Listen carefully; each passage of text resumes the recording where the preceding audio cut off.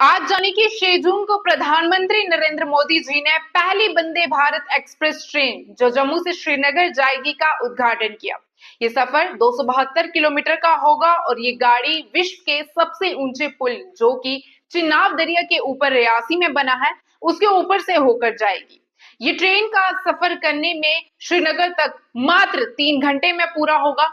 आपको बता दें कि श्रीनगर जाने वाली इस वंदे भारत ट्रेन को श्रीनगर की कड़कती ठंड बर्फबारी में काम करते रहने के हिसाब से जो है वो डिजाइन किया गया है और इसमें यात्रा करने वाले यात्रियों के आराम का पूरा ध्यान रखा गया है।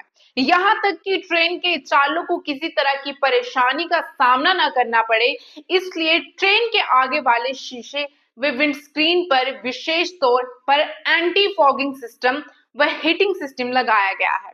भारत की ट्रेन के इतिहास में यह अध्याय एक मील का पत्थर साबित हुआ।